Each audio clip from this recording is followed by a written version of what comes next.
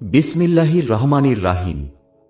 কুরআনের মূল পরিচয় হল এই যে এটি কালামুল্লাহ বা আল্লাহর কালাম, যা সরাসরি আল্লাহর নিকট থেকে এসেছে।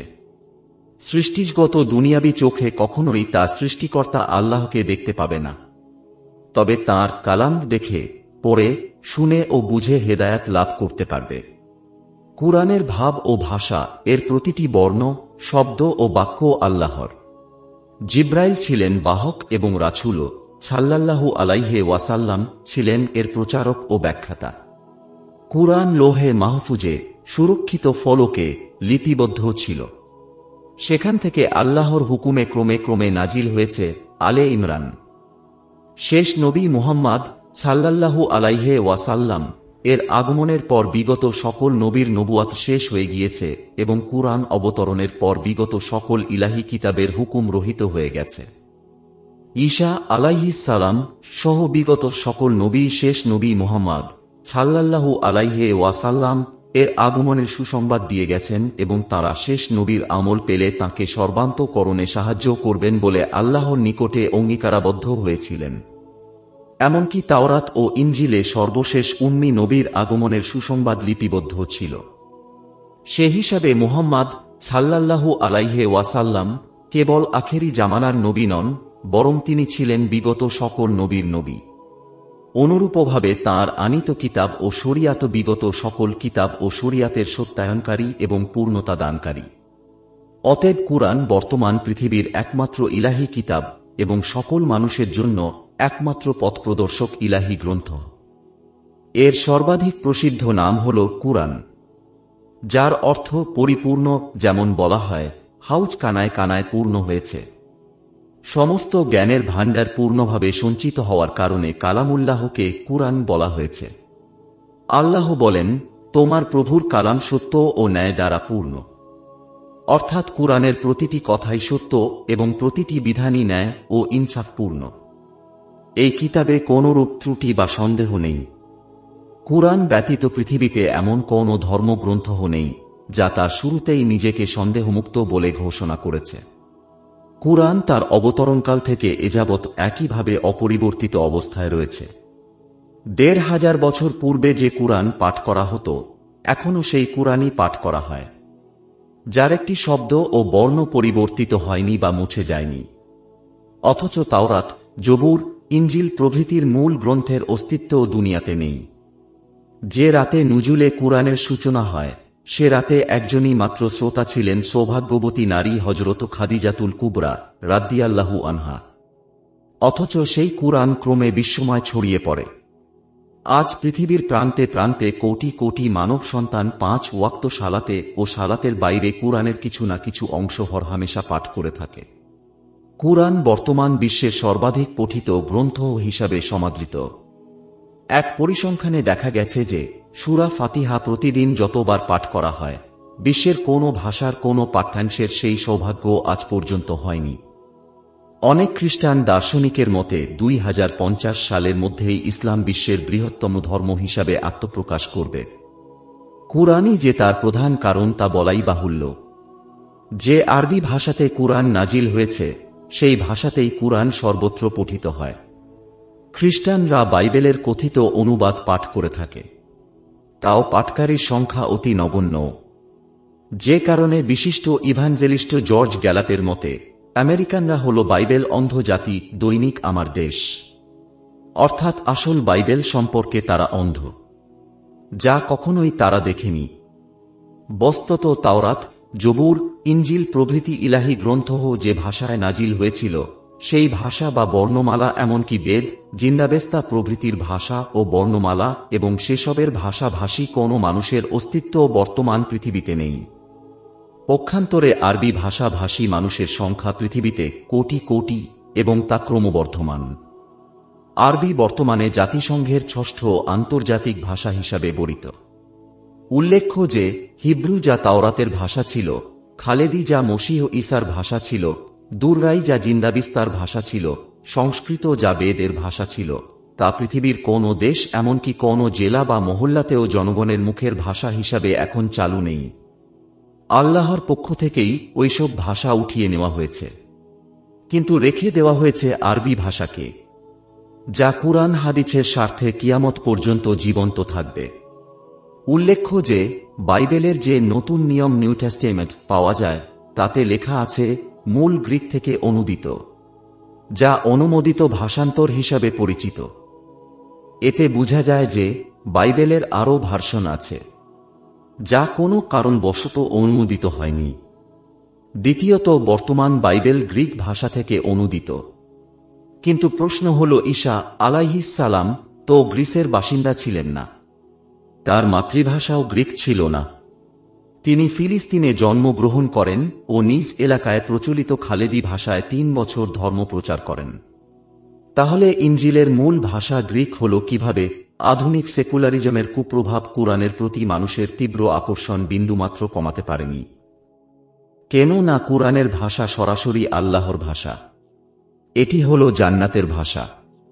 কুরআনের প্রতিটি বাক্য, শব্দ ও বর্ণ আল্লাহর নূরে আলোকিত, যা বিশ্বাসী মুসলমানের হৃদয় জগতকে আলোকিত করে, জাহেলিয়াতের গা অন্ধকার দূরীভূত করে, বিষাদিত অন্তরকে আমোদিত করে, জর্জরিত অন্তরকে সুশীতল করে।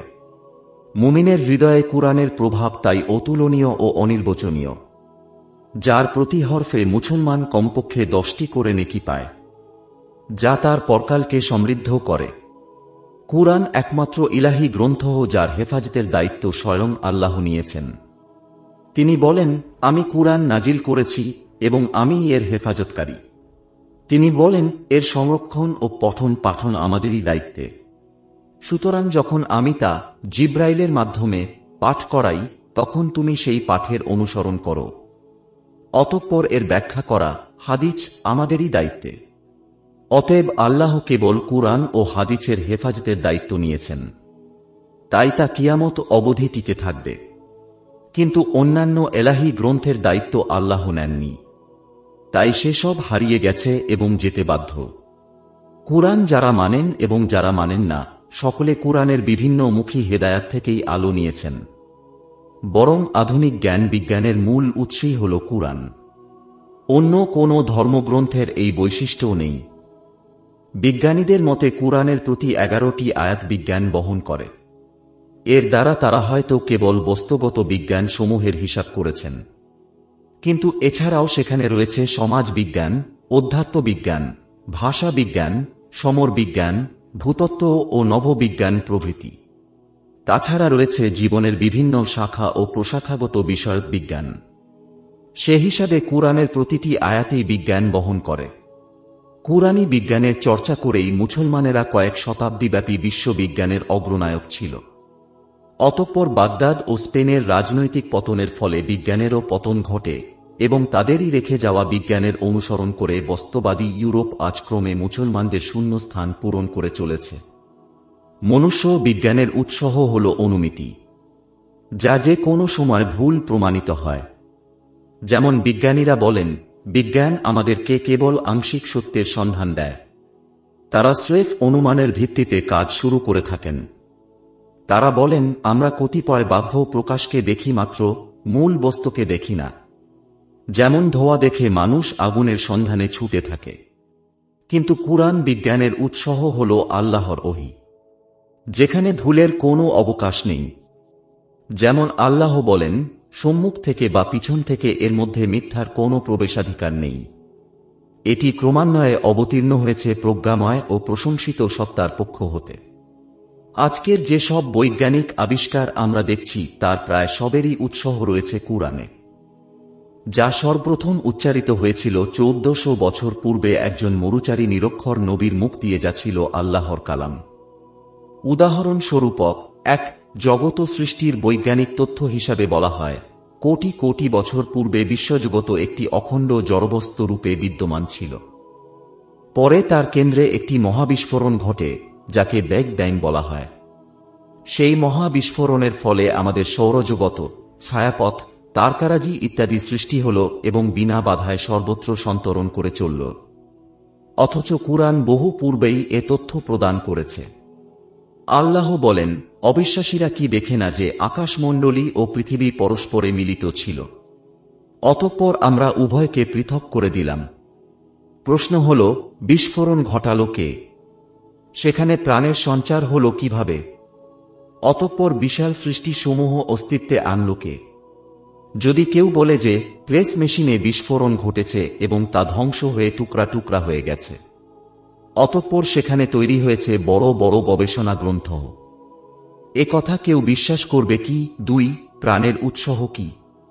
এ বিষয়ে বিজ্ঞানীরা বলছেন পানি থেকেই প্রাণীজগতের উদ্ভব। অথচ কুরআন এ কথা আগেই বলেছে, আমি প্রাণবান সবকিছু সৃষ্টি করেছি পানি হতে। তবুও কি তারা বিশ্বাস স্থাপন করবে না? প্রশ্ন হল, পানি সৃষ্টি করল কে? অতঃপর তার মধ্যে প্রাণ শক্তি এনে দিল কে? 3. বিজ্ঞানীরা বলছেন প্রতিটি প্রাণসত্তার মধ্যে রয়েছে বিপরীতধর্মী দুটি শক্তির জোড়, যার একটি পজিটিভ বা প্রোটন এবং অপরটি নেগেটিভ বা ইলেকট্রন। এমনকি বিদ্যুতের ন্যায় প্রাণহীন বস্তুর মধ্যেও রয়েছে এই জোড়ার সম্পর্ক। অথচ কুরআন বহু পূর্বেই এর তথ্য দিয়েছে। মহাপবিত্র সেই সত্তা, যিনি ভূ উৎপন্ন সকল বস্তু এবং মানুষ ও তাদের অজানা সবকিছুকে জোড়ায় জোড়ায় সৃষ্টি করেছেন। 4. উদ্ভিদের জীবন আছে, এ কথা বিজ্ঞানী জগদীশচন্দ্র বসু মাত্র সেদিন আবিষ্কার করলেন। অথচ বহু পূর্বেই এ কথা কুরআন বলে দিয়েছে। নক্ষত্র রাজি ও উদ্ভিদ রাজি আল্লাহকে সিজদা করে। স্বয়ং রাসূল সাল্লাল্লাহু আলাইহি ওয়াসাল্লাম এর সম্মানে পাথর ও বৃক্ষসমূহ ঝুঁকে পড়ে তাকে সম্মান জানিয়েছে। আকাশের মেঘমালা তাকে ছায়া করেছে। এমনকি তাঁর হুকুমে ছায়াদার বৃক্ষ নিজের স্থান থেকে উঠে এসে তার নিকটে দাঁড়িয়ে তাকে ছায়া করেছে, আবার তাঁর হুকুমে স্বস্থানে ফিরে গেছে। এগুলো সবই উদ্ভিদের যে প্রাণ আছে তার প্রমাণ বহন করে। 5. এমনকি এর চাইতে বড় তথ্য কুরআন প্রকাশ করেছে, বিজ্ঞানীরা আজও যা প্রমাণ করতে পারেনি। আর তা হল আকাশমণ্ডলী ও পৃথিবীর প্রাণ আছে এবং আছে বোধশক্তি। যেমন আল্লাহ বলেন, অতঃপর তিনি আকাশের দিকে মনোনিবেশ করেন, যা ছিল ধূম্রবিশেষ। অনন্তর তিনি ওটাকে ও পৃথিবীকে বললেন, তোমরা উভয়ে এসো ইচ্ছায় বা অনিচ্ছায়। তারা বলল, আমরা এলাম অনুগত হয়ে। 6. নভমণ্ডল ও ভূমণ্ডল ও তন্মধ্যকার সবকিছু সর্বদা আল্লাহর গুণগান করে, কিন্তু মানুষ তা বুঝতে পারে না। যেমন আল্লাহ বলেন, সপ্ত আকাশ ও পৃথিবী এবং ওদের মধ্যকার সবকিছু তাঁরই গুণগান করে। আর এমন কিছু নেই যা তাঁর প্রশংসা সহ পবিত্রতা বর্ণনা করে না, কিন্তু ওদের গুণগান তোমরা বুঝতে পারো না। নিশ্চয়ই তিনি সহনশীল ও ক্ষমাপরায়ণ। এগুলি সবই আল্লাহর আয়াত বা নিদর্শন সমূহের অন্তর্ভুক্ত, যে তথ্য কেবলমাত্র কুরআনই আমাদেরকে প্রদান করেছে। কুরআনই একমাত্র ইলাহি গ্রন্থ, যা মানবজাতিকে আল্লাহর মনোনীত দ্বীন ও পূর্ণাঙ্গ জীবন বিধান হিসাবে ইসলামকে প্রেরণের সুসংবাদ দিয়েছে। যেমন বিদায় হজের দিন আয়াত নাজিল করে আল্লাহ বলেন, আজকের দিনে আমি তোমাদের জন্য তোমাদের দিনকে পূর্ণ করে দিলাম এবং তোমাদের উপর আমার নেয়ামতকে সম্পূর্ণ করলাম, আর তোমাদের জন্য ইসলামকে দিন হিসাবে মনোনীত করলাম। অন্যান্য ধর্মগ্রন্থ তার অনুসারীদের এরূপ কথা শোনাতে ব্যর্থ হয়েছে। কুরআনের অপূর্ব সাহিত্যিক মান, তুলনাহীন আলংকরিক বৈশিষ্ট্য, অনন্য সাধারণ বর্ণনাভঙ্গি এবং এর অলৌকিক প্রভাব যে কোনো মানুষকে মুহূর্তের মধ্যে মোহিত করে ফেলে। পৃথিবীর কোনো ধর্মগ্রন্থে এমন প্রভাবের কোনো নজির নেই। আবু জাহেল, আবু সুফিয়ান, আখনাস বিন শারিক্য এর মতো নেতারাও রাতের বেলা একে অপরকে লুকিয়ে গোপনে এসে রাসূল সাল্লাল্লাহু আলাইহি ওয়াসাল্লাম এর তাহাজ্জুদে পঠিত কুরআন মুগ্ধ মনে শ্রবণ করত। পরপর 3 দিন একই ঘটনার পর আখনাস বিন শারিক্য লাঠি হাতে হাঁটতে হাঁটতে আবু সুফিয়ানের বাড়িতে এসে বললেন, হে আবু হানজালা, মুহাম্মাদের মুখ দিয়ে যা শুনলাম সে বিষয়ে আপনার মতামত কি? তিনি বললেন, আমি ওই কালাম বুঝতে পেরেছি এবং সেখানে যা চাওয়া হয়েছে তাও বুঝেছি। আখনাস বললেন, আমিও আপনার সাথে একমত। এবার তিনি হাঁটতে হাঁটতে আবু জাহেলের বাড়িতে গেলেন ও তাকে একই প্রশ্ন করলেন। জবাবে আবু জাহেল বললেন, আসল কথা হল, বনু আব্দে মানাফের সাথে আমাদের বংশ মর্যাদাগত ঝগড়া আছে। তারা বলে, আমাদের বংশে একজন নবী আছেন যার নিকটে আসমান থেকে ওহী আসে, কবে আমরা এই মর্যাদা পাব? অতএব আল্লাহর কসম, আমরা কখনোই তার উপরে ঈমান আনব না এবং তাকে সত্য বলে বিশ্বাস করব না। এ কথা শুনে আখনাস চলে এলেন। এতে বোঝা যায় যে অতি বড় দুশমনও কুরআন দ্বারা প্রভাবিত হয়, কিন্তু জিদ ও হটকারিতা বসে তারা পথভ্রষ্ট হয়।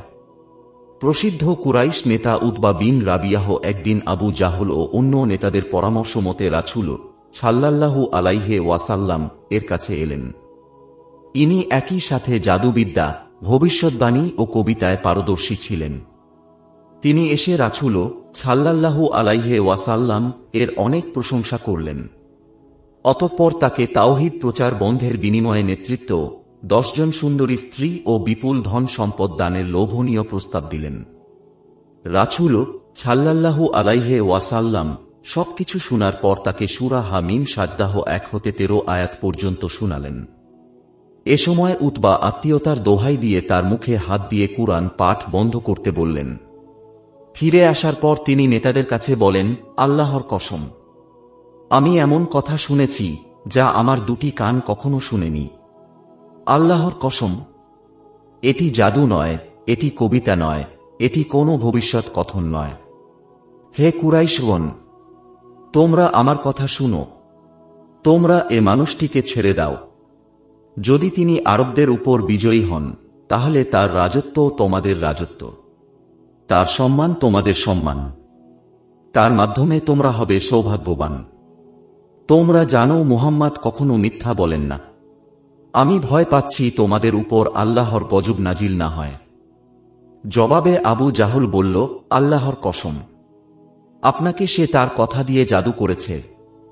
একদিন কাবা চত্বরে উপস্থিত মক্কার মুশরিকদের একজন বাদে সকলে রাসূল সাল্লাল্লাহু আলাইহি ওয়াসাল্লাম এর মুখে সূরা নাজম শুনতে শুনতে বিভোর হয়ে সূরার শেষ 62তম সিজদার আয়াত শুনে রাসূল সাল্লাল্লাহু আলাইহি ওয়াসাল্লাম এর সাথে সিজদায় পড়ে যায়। রাবি ইবনু মাসুদ রাদিয়াল্লাহু আনহু বলেন, একজন বৃদ্ধ কেবল সিজদা করেনি, সে এক মুষ্টি মাটি তুলে নিজের কপালে ঠেকিয়ে বলেছিল, এটাই আমার জন্য যথেষ্ট। পরে তাকে আমি বদরের যুদ্ধে কাফের অবস্থায় নিহত হতে দেখেছি। ওই বৃদ্ধটি ছিল মক্কার অন্যতম নেতা উমাইয়া বিন খালাফ। রাসূল সাল্লাল্লাহু আলাইহি ওয়াসাল্লাম এর দোয়ার বরকতে এবং কুরআনী সূরার অতুলনীয় প্রভাবে রাসূল সাল্লাল্লাহু আলাইহি ওয়াসাল্লাম কে হত্যার উদ্দেশ্যে আগত উমর নিমেষে কুরআনের খাদেমে পরিণত হয়ে যান। জাফর বিন আবু তালিবের মুখে সূরা মারিয়ামের সংশ্লিষ্ট আয়াতগুলি শুনে হাবশার বাদশাহ আছহামা নাজাশী ও তাঁর সভাসদ খ্রিস্টান নেতাদের চক্ষু দিয়ে অবিরল ধারে অশ্রু প্রবাহিত হয়েছিল। অতঃপর মদিনায় নাজাশী প্রেরিত পণ্ডিতগণের 70 জনের এক শাহী প্রতিনিধি দল রাসূল সাল্লাল্লাহু আলাইহি ওয়াসাল্লাম এর মুখে সূরা ইয়াসিন শুনে কেঁদে আত্মহারা হয়ে পড়েন ও সেখানেই মুসলমান হয়ে যান। পরে বাদশাহ নাজাশীও মুসলমান হন। কুরাইশের সবচেয়ে বড় ধনী ও বড় কবি অলিদ বিন মুগিরাহ একদিন রাসূলুল্লাহ সাল্লাল্লাহু আলাইহি ওয়াসাল্লাম এর কাছে গিয়ে কুরআন শুনতে চাইলেন। তখন আল্লাহর রাসূল সাল্লাল্লাহু আলাইহি ওয়াসাল্লাম তাকে সূরা নাহলের 90 আয়াতটি শুনিয়ে দেন। অলিদ বিন মুগিরাহ আবার শুনতে চাইলেন। রাসূলুল্লাহ সাল্লাল্লাহু আলাইহি ওয়াসাল্লাম পুনরায় পড়লেন। আয়াতটি শুনে হয়রান হয়ে তিনি বলে ওঠেন, আল্লাহর কসম, এর রয়েছে এক বিশেষ মাধুর্য, এর মধ্যে রয়েছে বিশেষ সজীবতা, এর শাখা প্রশাখা সমূহ ফলবন্ত, এর জর্দেশ সদাসর্স, আর মানুষ কখনো এরূপ বলতে পারে না। অন্য বর্ণনায় এসেছে, নিশ্চয় এটি বিজয়ী হবে, বিজিত হবে না, আর নিশ্চয় এটি তার নিচের সবকিছুকে চূর্ণ করে দিবে। তার এরূপ প্রশংসাগীতি শুনে আবু জাহল বলল, আপনি যতক্ষণ মুহাম্মাদের বিরুদ্ধে কিছু না বলবেন, ততক্ষণ আপনার কওম আপনার উপর খুশি হবে না। তখন তিনি বললেন, ছাড়ো, আমাকে একটু ভাবতে দাও। অতঃপর ভেবে চিনতে তিনি বললেন, এটি অন্য থেকে প্রাপ্ত জাদু। বস্তুত অলিদের প্রথম কথাগুলি ছিল তার মনের কথা, আর শেষের কথাগুলি ছিল রাজনৈতিক। এ প্রসঙ্গে সূরা মুদ্দাচ্ছির 11 হতে 26 আয়াতগুলি নাজিল হয়। এর প্রভাব এত বেশি যে 360টি দেবদেবীর পূজারী নিমেষে সবকিছু ছেড়ে এক আল্লাহর ইবাদতকারী বনে যান। কোনো আইন মানতে যারা কখনোই বাধ্য ছিল না, সেই অবাধ্য মরু আরব নিমেষে আল্লাহর আইনের সামনে এসে মাথা পেতে দেয়। সেখানে কোনো বাহিনীর প্রয়োজন হয়নি, নিজেরা এসে মৃত্যুদণ্ড গ্রহণের জন্য রাসূল সাল্লাল্লাহু আলাইহি ওয়াসাল্লাম এর নিকটে এসে পীড়াপিড়ি করে। বদরের যুদ্ধে বন্দীদের মুক্তির ব্যাপারে আলোচনার জন্য কুরাইশ নেতা জুবায়ের বিন মুত্তরিম মদিনায় উপনীত হয়ে মাগরিবের জামাতে রাসূল সাল্লাল্লাহু আলাইহি ওয়াসাল্লাম এর মুখে সূরা তুরের আয়াতগুলি শুনে দারুণভাবে প্রভাবিত হন। তিনি বলেন, এর দ্বারা আমার হৃদয়ে প্রথম ঈমান প্রবেশ করে। জাহেলি যুগের মুআল্লাকা খ্যাত কবি লাবিদ বিন রাবিয়াহ আমেরি ইসলাম কবুল করার পর কবিতা লেখা বন্ধ করে দিলেন। খলিফা উমর রাদিয়াল্লাহু আনহু কুফার গভর্নরের মাধ্যমে তাকে এর কারণ জিজ্ঞেস করলে তিনি বলেন, আমি এক লাইন কবিতাও আর বলতে চাই না যখন থেকে আল্লাহ আমাকে সূরা বাক্কারাহ ও আলে ইমরান শিক্ষা দিয়েছেন। এ কথা শুনে উমর রাদিয়াল্লাহু আনহু তার বার্ষিক ভাতা বৃদ্ধি করে দেন।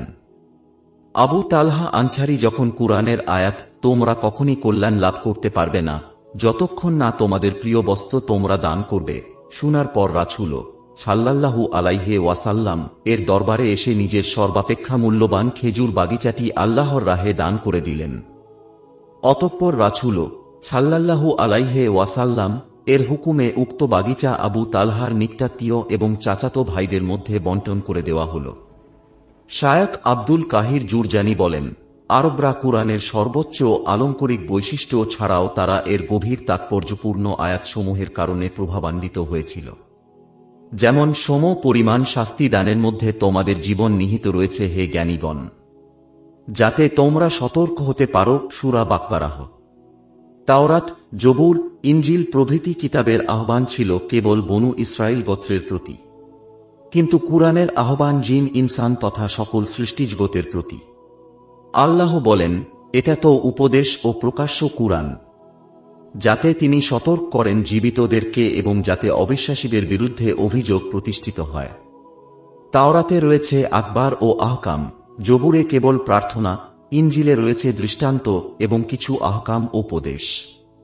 অথচ কুরআনে রয়েছে ওইগুলি ছাড়াও বিগত জাতিসমূহের ইতিহাস, বিজ্ঞান ও সৃষ্টিতত্ত্ব, দ্বীনি ও দুনিয়াবী জীবন পরিচালনার নীতিমালা ও বিধানসমূহ, জান্নাতের বিবরণ ও তার সুসংবাদ এবং জাহান্নামের বিবরণ ও তার ভয় প্রদর্শন, রয়েছে আল্লাহ ও আখেরাতের পরিচয় এবং রয়েছে আধ্যাত্মিক ও জাগতিক উন্নতির সকল প্রকার হেদায়াতের সমষ্টি ও কল্যাণের চাবিকাঠি।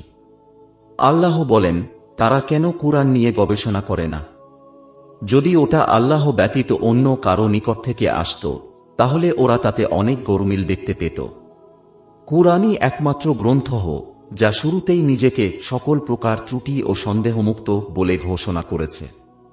বিগত ১৫০০ বছরে পৃথিবীতে বহু কিছু ওলটপালট হয়েছে, কিন্তু কুরআনের কোনো বক্তব্য, অতীত ইতিহাস বা কোনো ভবিষ্যদ্বাণী মিথ্যা প্রতিপন্ন হয়নি।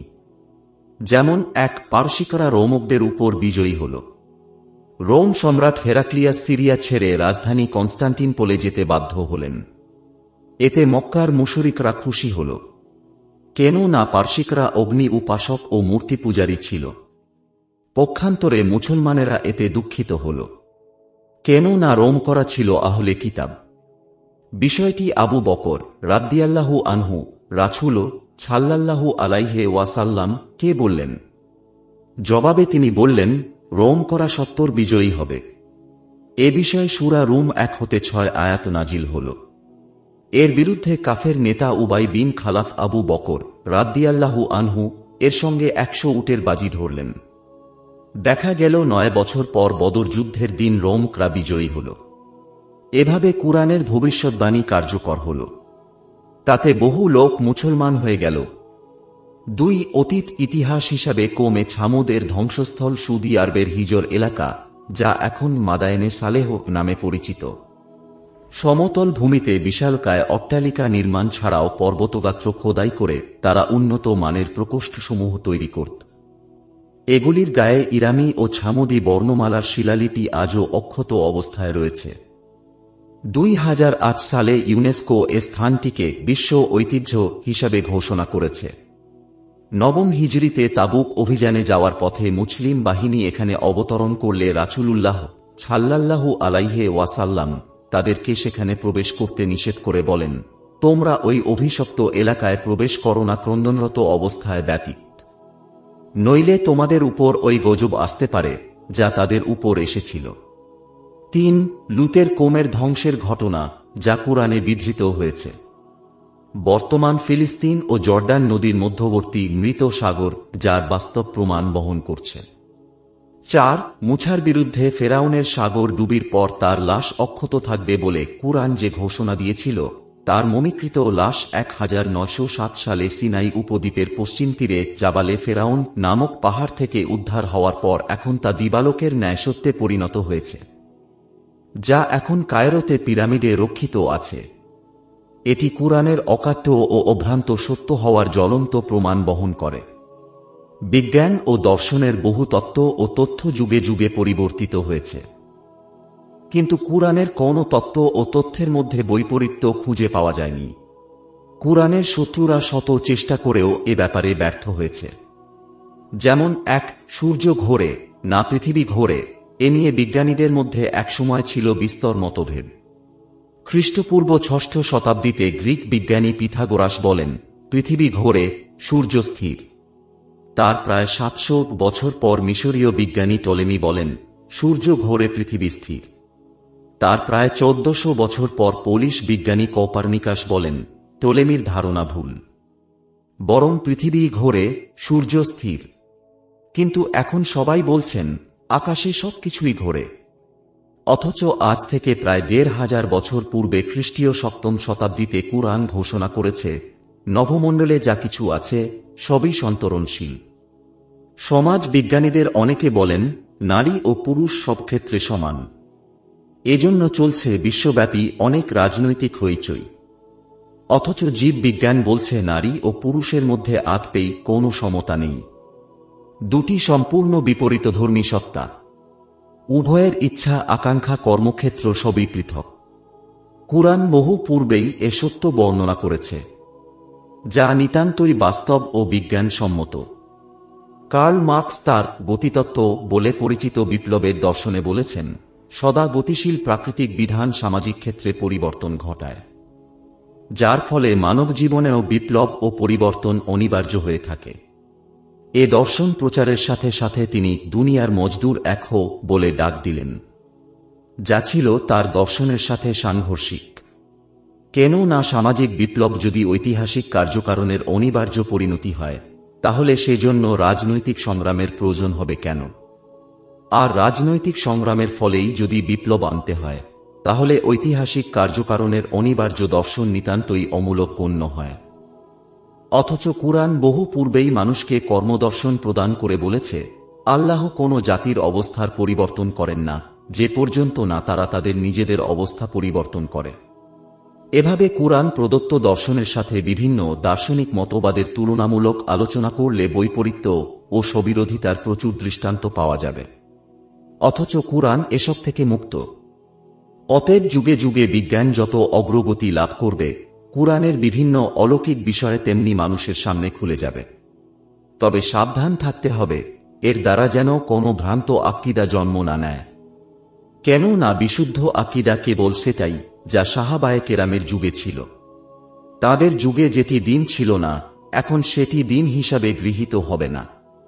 কুরআনই একমাত্র ইলাহি গ্রন্থ, যার বাহক ও প্রচারক মাত্র একজন, যিনি হলেন শেষ নবী মুহাম্মাদুর রাসূলুল্লাহ সাল্লাল্লাহু আলাইহি ওয়াসাল্লাম। মানসুরপুরী বলেন, অথচ হিন্দুদের ধর্মগ্রন্থ বেদের পেশকারী ঋষিদের সংখ্যা শতাধিক এবং তাদের পরস্পরের মধ্যে সময়ের ব্যবধান শতাধিক বছরের।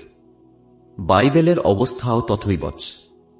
এ কিতাবের পেশকারী হিসাবে তিনি 30 জনের নামের তালিকা দিয়েছেন, যাদের মধ্যে হযরত মূসা, দাউদ, সুলায়মান, জাকারিয়া আলাইহিস সালাম প্রমুখ আম্বিয়ায়ে কেরাম ছাড়াও রয়েছে অন্যান্যদের নাম, যারা যুগে যুগে বাইবেল পেশ করেছেন। অথচ কোনোটার সাথে কোনোটার পুরোপুরি মিল নেই। এমনকি হযরত মূসা আলাইহিস সালাম যে 10টি ফলকে লিখিত তাওরাত নিয়ে এসেছিলেন, তার উম্মত তাতে প্রথমেই সন্দেহ প্রকাশ করেছিল, সূরা বাকারাহ। অনুরূপভাবে ইনজিলের অবস্থা। সেখানে হযরত ঈসা আলাইহিস সালাম এর সাগরিদদের রচিত বিভিন্ন গ্রন্থ পাওয়া যায়, যার কোনোটির সঙ্গে কোনোটির পুরোপুরি মিল নেই, বরং প্রায় সবটাই কথিত সেন্ট তথা সাধুদের কপোল কল্পিত। যাকে আল্লাহর কিতাব বলে চালানো হচ্ছে, যেদিকে আল্লাহ পবিত্র কুরআনে ইঙ্গিত করেছেন। সূরা বাকারাহ 2-79। উল্লেখ্য যে মসীহ ঈসা নিজের জন্য 12 জন সাগরিদ বাছাই করেছিলেন, যারা বনু ইসরায়েলের 12টি গোত্রের সামনে তাঁর দ্বীনের প্রচার করবে। কিন্তু এত বড় একজন কামেল উস্তাদের সঙ্গে থেকেও তারা এমন অযোগ্য প্রমাণিত হন যে মসীহকে তাদের উদ্দেশ্যে একাধিকবার এ কথা বলতে হয়েছিল যে, তোমাদের মধ্যে এক সরিষাদানা পরিমাণ ঈমান থাকলেও তোমরা এরূপ করতে পারতে না। মসীহ তাদেরকে বারবার তিরস্কার করতেন এজন্য যে তাঁর সঙ্গে জেগে থেকেও তারা কখনো দোয়া ইস্তেগফারে শরীক হতো না। মসীহের আসমানে উঠে যাবার পর উক্ত 12 জন সাগরীদের মধ্যে আকীদা ও আমলগত বিষয়ে তীব্র মতভেদ দেখা দেয়। যেমন 1. শরিয়াতের তাওরাতের বিধানসমূহ মান্য করা জরুরি কিনা। 2. অন্য জাতির নিকটে ঈসাই ধর্মের প্রচার সিদ্ধ হবে কিনা। 3. খাতনা করা কেবল ইসরায়েলীদের জন্য না, ঈসাই ধর্মে আগত সকলের জন্য আবশ্যক ইত্যাদি। এরপর তাদের মধ্যে আল্লাহ, মারিয়াম ও ঈসার নামে তৃত্ববাদের প্রসার ঘটে, যাতে অনেকে ভিন্ন মত পোষণ করেন। ঈসা আলাইহিস সালাম 30 বছর বয়সে দাওয়াত শুরু করেন এবং 33 বছর বয়সে তাকে আসমানে উঠিয়ে নেওয়া হয়। 3 বছরে মাত্র 12 জন সাগরীদ হয়, যার মধ্যে একজন গাদ্দার প্রমাণিত হয়। অবশ্য কিতাবুল আমালের লেখক সাধু লুক এর মতে তাঁর সমর্থকের সংখ্যা ছিল 124 জন। পক্ষান্তরে কুরআন শুরু হয়েছে যার মাধ্যমে, শেষও হয়েছে তার মাধ্যমে। এর একটি শব্দ ও বর্ণেও অন্য কোনো ব্যক্তি যুক্ত নন। কুরআন বুঝার জন্য অন্য কোনো সহায়ক কুরআনও নাজিল হয়নি। যেমন হিন্দুদের ঋগ্বেদ বুঝতে গেলে সামবেদ, অথর্বণ বেদ ইত্যাদির মুখাপেক্ষী হতে হয়। অনুরূপভাবে ইহুদি খ্রিস্টানদের নিউ টেস্টামেন্ট পূর্ণতা পায় না ওল্ড টেস্টামেন্ট ব্যতীত। আবার 4টি ইনজিল অপূর্ণ থাকে সেন্ট লুকের কিতাবুল আমাল ব্যতীত। অথচ কুরআন নিজেই সবকিছুর ব্যাখ্যা। এরপরেও প্রয়োজনীয় ও বিস্তৃত ব্যাখ্যার জন্য কুরআনের বাহক রাসূল সাল্লাল্লাহু আলাইহি ওয়াসাল্লাম এর হাদিস সমূহ মজুদ রয়েছে, যা আল্লাহ কর্তৃক প্রত্যাদিষ্ট। উল্লেখ্য যে হিন্দুরা 4টি বেদের কথা বললেও মনু 3টি বেদের কথা বলেন, যাতে অথর্বণ বেদ নেই।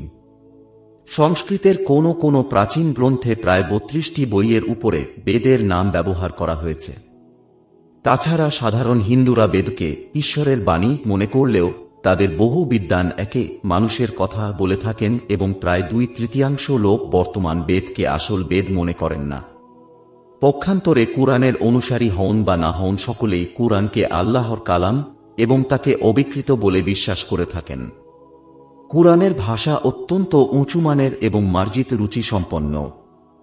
এতে কোনরূপ লজ্জাকর ভাষা ও ঘটনার স্পর্শ নেই। অথচ বেদ ও প্রচলিত বাইবেল নানাজন রসাত্মক উপমা ও রচনায় ভরা, যা ধর্মীয় পবিত্রতা ও ভাবগাম্ভীর্যের সম্পূর্ণ বিপরীত।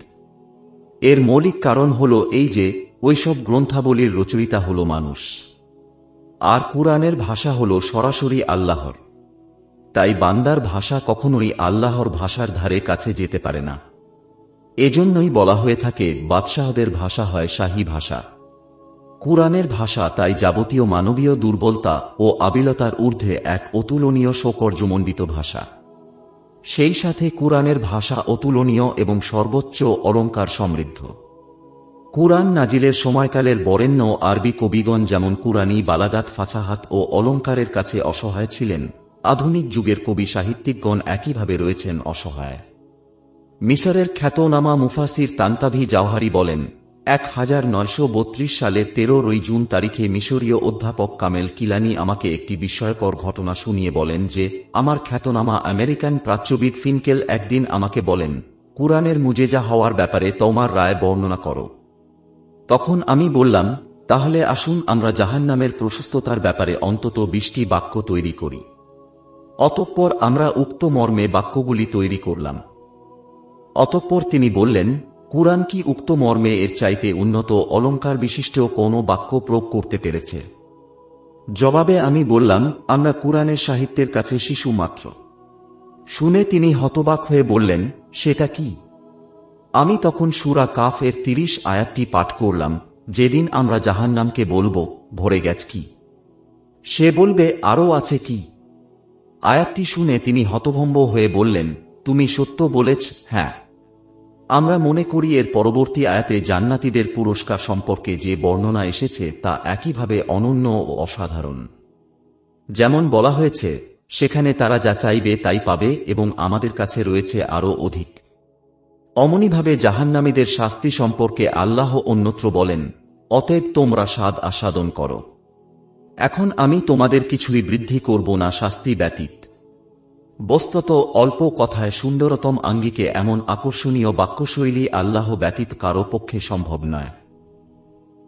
আর এভাবেই আরবদের উপরে কুরআনের শ্রেষ্ঠত্ব প্রতিষ্ঠিত হয়েছিল। যারা ছিল সে যুগে শুদ্ধভাষিতায় বিশ্ব সেরা।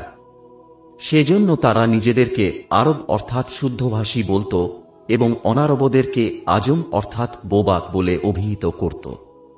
আল্লাহ পাক তাঁর নবীদেরকে শস্য যুগের উপরে এভাবেই শ্রেষ্ঠত্ব দান করেন।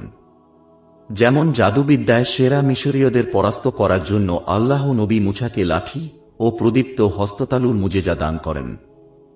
চিকিৎসা বিদ্যায় সেরা শাম দেশের অহংকারী নেতাদের পরাস্ত করার জন্য আল্লাহ নবী ঈসাকে অন্ধকে চক্ষু দান, কুষ্ঠ রোগীকে আরোগ্য দান, এমনকি মৃতকে জীবিত করার মুজেজা প্রদান করেন।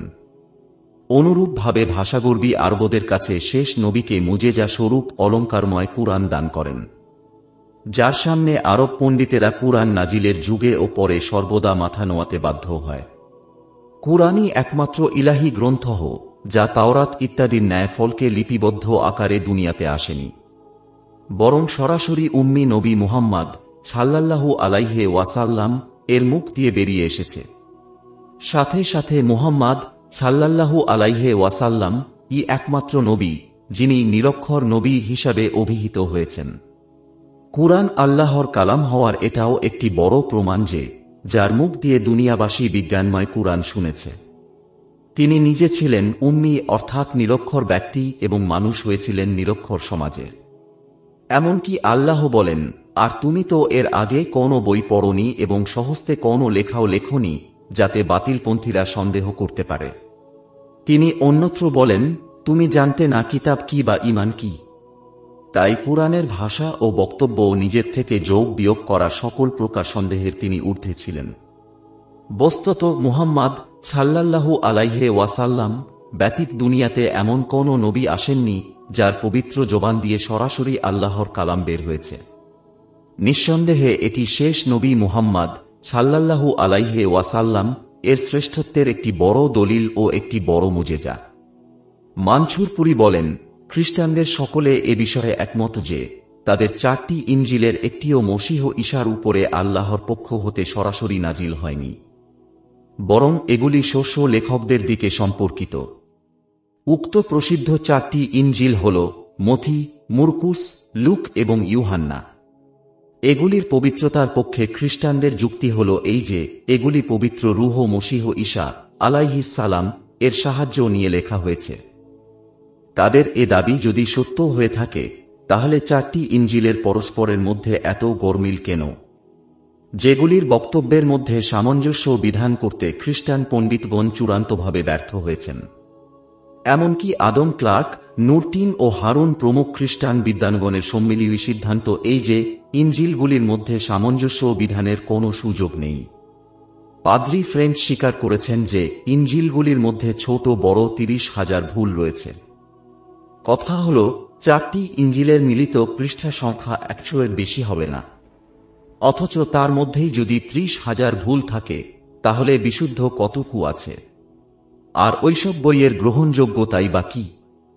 একেই তো বলে 7 নকলে আসল খাস্তা। খ্রিস্টান ধর্মনেতাদের এইসব দুষ্কৃতির প্রতি ইঙ্গিত করেই আল্লাহ বলেন, ধ্বংস ওই সব লোকদের জন্য যারা সহস্তে পুস্তক রচনা করে, অতঃপর বলে যে এটি আল্লাহর নিকট থেকে আগত, যাতে তারা এর মাধ্যমে সামান্য অর্থ উপার্জন করতে পারে। অতএব ধ্বংস হোক তারা যা সহস্তে লেখে এবং ধ্বংস হোক তারা যা কিছু উপার্জন করে।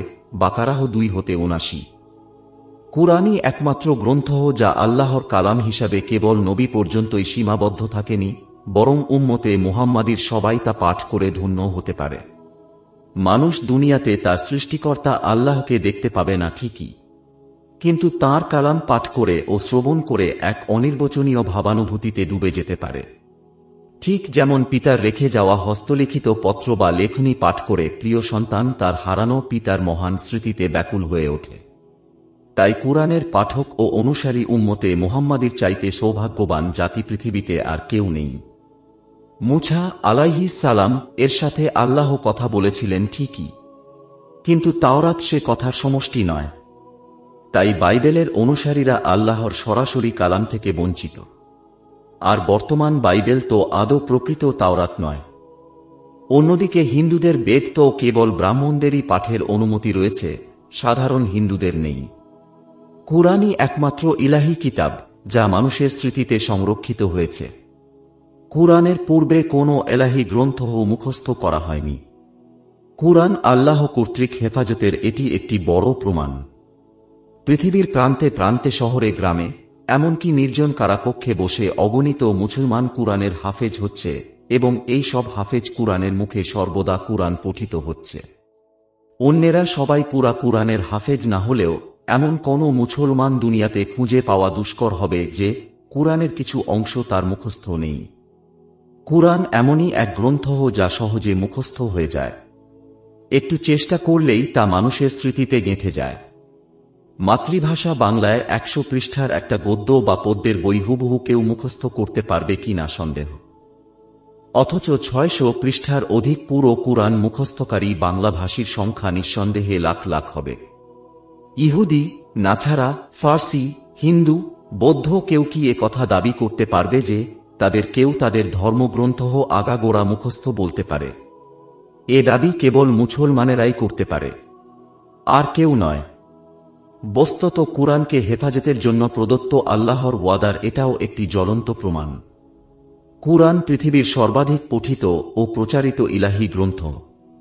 আল্লাহ বলেন, কসম ওই কিতাবের যা লিখিত হয়েছে বিস্তৃত পত্রে। এখানে কুরআন মাজিদের ৩টি বিশেষণ বর্ণিত হয়েছে: কিতাব গ্রন্থ, মাসদুর লিখিত এবং মানসুর বিস্তৃত। বস্তুত কুরআন সর্বাধিক উচ্চারিত ও বিস্তৃত গ্রন্থ এ কারণে যে তা মানুষের মুখে মুখে প্রচারিত হয়েছে। কুরআন প্রচারের জন্য কোনো প্রিন্ট বা ইলেকট্রনিক মিডিয়া অপরিহার্য নয়। যে কোনো মুমিন কুরআন মুখস্থ করে সর্বত্র ছড়িয়ে দিতে পারে। ফলে যতদিন পৃথিবীতে মুসলমান থাকবে ততদিন পৃথিবীতে কুরআন থাকবে ইনশাআল্লাহ।